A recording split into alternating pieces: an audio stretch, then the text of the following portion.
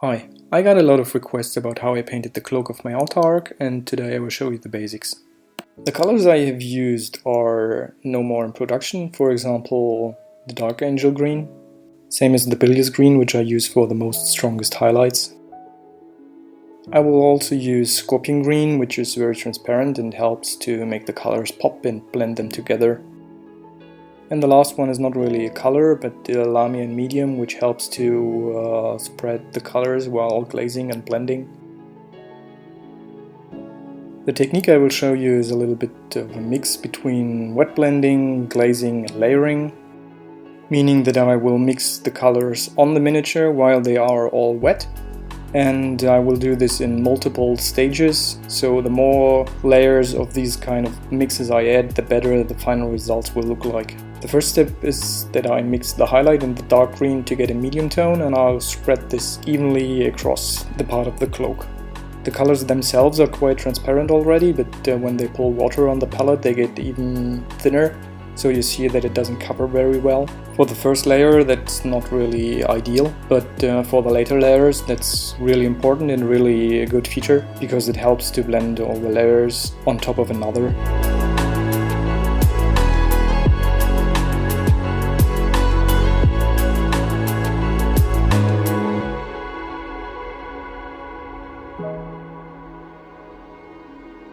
Now that the first coat is down, I dip directly into the bright highlight without washing the brush or anything, just take the color and mix it on to the miniature. Long brush strokes really help to mix it in and take part of the color that's already there and mix it into what I have taken into my brush.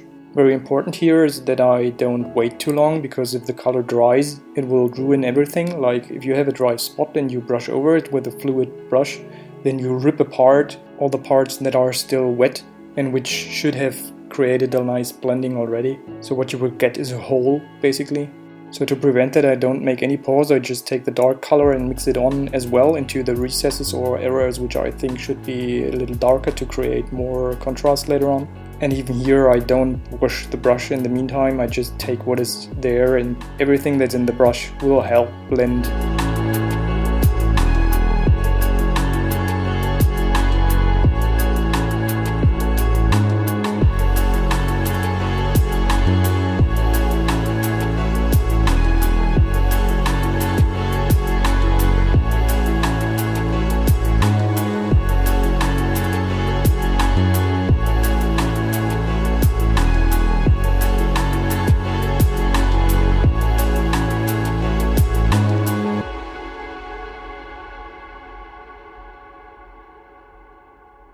What I also do is that I mix a little bit off variants of the color I've used in the steps between. So if I need something that's between my midtone and my bright to correct some area in the middle, then I will just mix it on the fly on the palette. That doesn't need to be too correct, because as you can see I still have all the colors in my brush and I just dip into the bright to mix it then on the fly on the miniature. I will stop here and let this dry for the first step and continue then afterwards with the next one. When it is dry you can see that it shows a lot of strokes and it looks very uneven and the white still shines through a lot, and that's why I will do the very same thing one more time.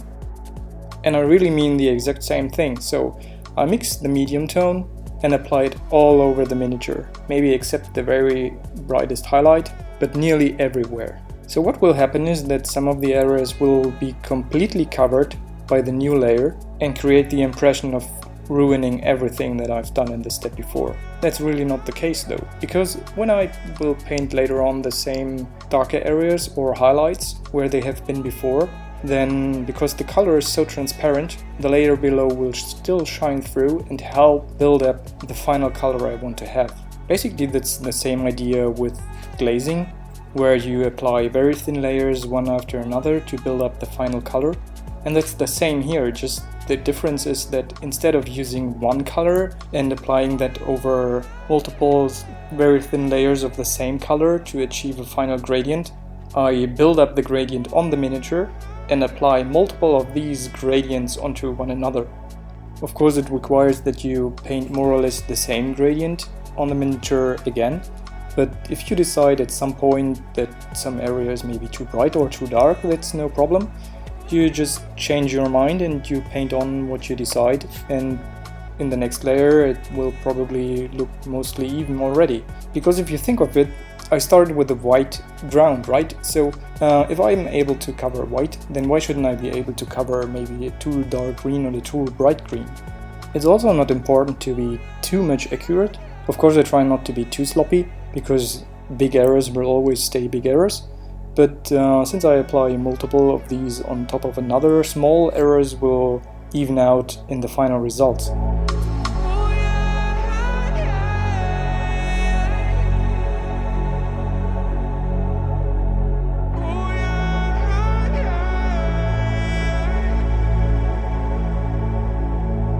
Right now I discovered some kind of little piece of dirt in my color, which leaves a dark spot, and I try to remove it.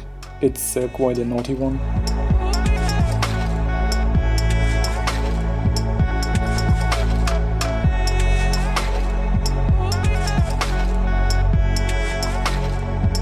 As you can see, the final layer nearly comes to an end now, and it looks much better already than the first layer I had put down.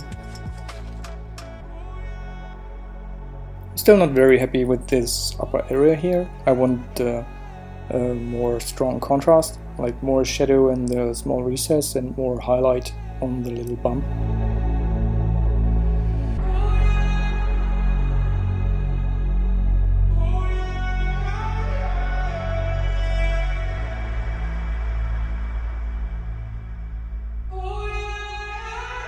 I also want this fold a little bit darker and the pointing edge a little bit brighter.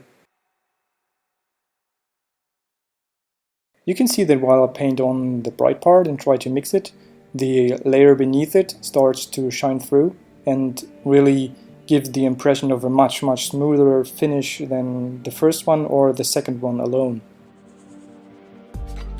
After I let that dry, it looks much better than the first time, but it still shows a lot of errors or strokes and uneven parts.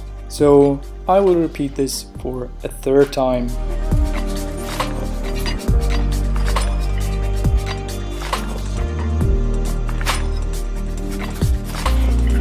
This time I'm trying to put even more contrast in, so the first layers were kind of the base coat, and the layers I'm painting now are really the highlights and shadows the way I want them to be, meaning stronger in contrast.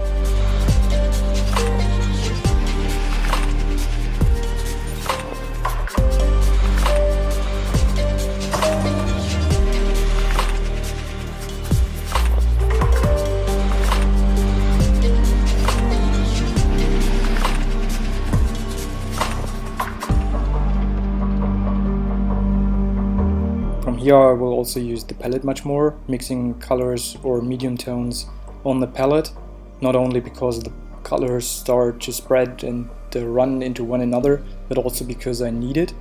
So whatever I think is required to achieve the point of gradient now can also be mixed directly on the palette and taken to the brush and onto the miniature.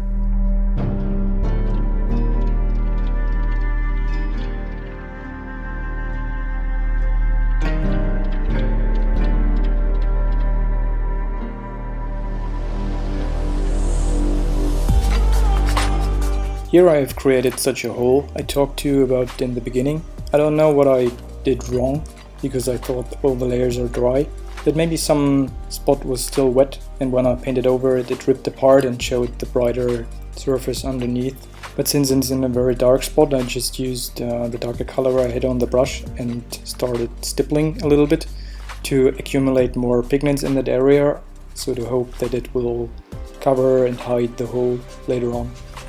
Here you can see that making errors is not too much of a problem.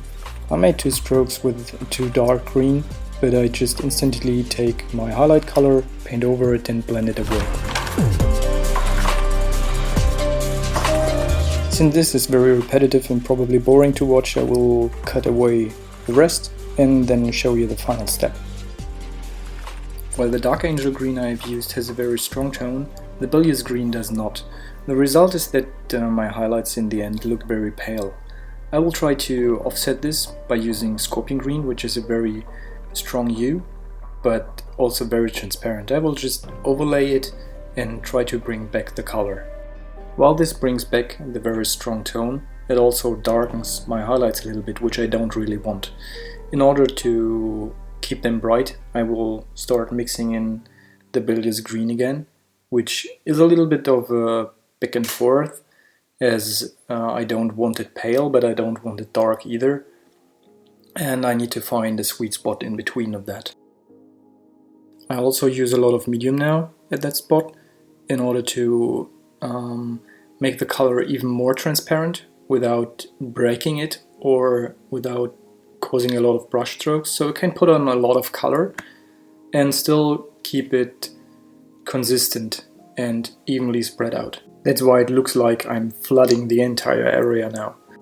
You also will notice that the results so far are not super smooth. That's because I don't want to show you hours and hours of painting. That's just a short tutorial. I will usually repeat this process much more often, and then I will also not do it over the entire areas, but just parts of the areas which need refinement. Now I'm finally mixing again the highlight in the Scorpion Green and try to bring back the very highest highlight. The same I will do one more time for the darker area, mixing the Scorpion Green, the transparent one, and medium and Dark Angel Green, and apply this.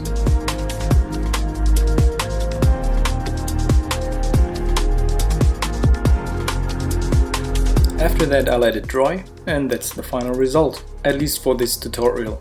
Of course you can repeat this many more times and get much smoother each time you repeat this. I hope this was useful. See you next time.